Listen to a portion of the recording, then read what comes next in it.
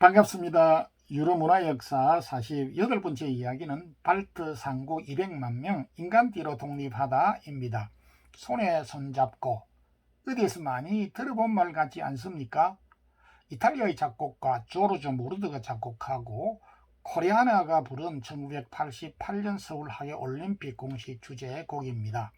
그런데 놀라운 것은 이듬해 1989년 발트 상국 200만 명이 무려 620km나 되는 도로 위에서 실제로 손에 손을 잡고 인간띠를 만들어 소련을 굴복시키고 독립한 믿기지 않은 역사적인 사건이 있었습니다. 한국에 잘 알려지지 않은 유럽, 리투아니아, 라트비아, 에스토니아 세 나라를 발트 상국이라 부릅니다. 발트 상국의 규모는 아주 작으며 세 나라 인구를 모두 합쳐도 약 700만 명이 채 되지 않으며 국토의 면적도 한반도의 5분의 4에 불과합니다. 그럼에도 세 나라는 노란 자유와 같은 지정학적인 특성 때문에 강대국들의 쟁탈 대상이 되어 빈번히 전쟁터가 되었습니다.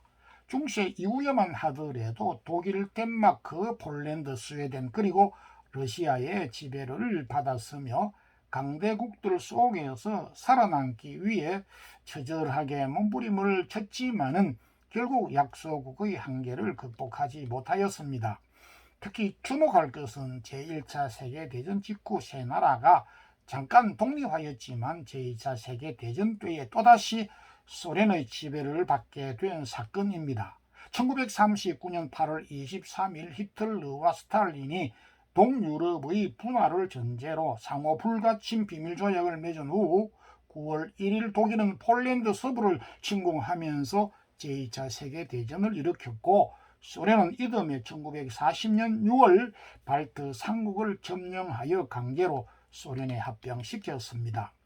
그러나 전쟁 이후에 독소 비밀 문서가 세상에 공개되면서 발트 상국은 크게 분노하였습니다. 비록 발트 상국이 소련 치하에 있었지만 독일과 러시아가 비밀 협약을 맺은 날로부터 정확히 50주년이 되는 1989년 8월 23일 오후 7시 인간띠를 만들어 총굴리할 것을 결정하였습니다. 이는 마치 한국의 3.1 운동과 인도의 등불 간디가 영국으로부터 독립을 위해 약 384km 인도 해안의 소금 행진을 했던 것과 아주 유사하다 하겠습니다. 발트 상국은 리투아니아의 수도 빌뉴스에서 시작하여 라트비아의 리가를 거쳐 에스토니아의 탈린을 연결하는 약 620km 도로에 발트 상국 인구 약 3분의 1에 해당하는 약 200여만 명이 인간들을 잇고 자유를 달라라고 15분간 크게 외쳤습니다. 소련은 탱크를 앞세워서 진압하였지만 끝내 발트 상국의 독립을 꺾을 수 없었습니다. 발트 상국의 인간띠는 국제사회의 지지를 받으면서 두 달도 채 되지 않은 1989년 10월 3일 동독이 무너지면서 동서독이 통일되었고 이어 소련도 12월 인민대회에서 독소 비밀 조약 문서가 법적으로 무효라고 극적으로 선언을 하게 되었습니다. 이후 1990년 3월 11일 리투아니아를 시작으로 1991년 8월 20일 에스토니아가 8월 21일에는 라트비아가 각각 분리 독립하였습니다. 반면에 소련은 1991년 12월 26일 영구적으로 해체되었습니다. 한편 발트 상국의 인간띠는 기네스북에 올랐고 유네스코 또한 발트 상국의 인간띠의 가치를 인정 2009년 세계문화유산으로 등재하였습니다. 우리에게는 영원한 친구도 없고 영원한 적도 없다. 우리의 이익만이 영원하다. 영국의 총리를 두 차례나 역임한 파머스 트윈이 한 말입니다. 그의 말은 현재 발트 상국과 과거 발트 상국을 모질게 괴롭히고 침략했던 독일, 덴마크, 폴란드, 스웨덴 그리고 러시아의 경우에도 그대로 적용되고 있습니다.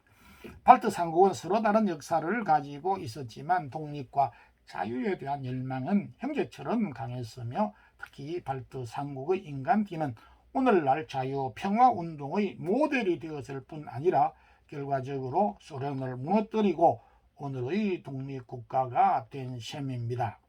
오직 인간띠와 노래와 함성으로 소련을 무너뜨리고 독립을 쟁취한 발트 삼국의 승리는 마치 기원전 1400년 전 여호수아와 병사들이 여리고성을 공격할 때 7일 동안 오직 행진과 함성으로 승리한 것과 너무나 유사하여 21세기 여리고성 전투의 승리라고 해도 결코 손색이 없어 보입니다. 오늘은 여기까지 하겠습니다. 다음 49번째 이야기는 최고의 문명국 스칸디나비아 삼국입니다. 대단히 감사합니다.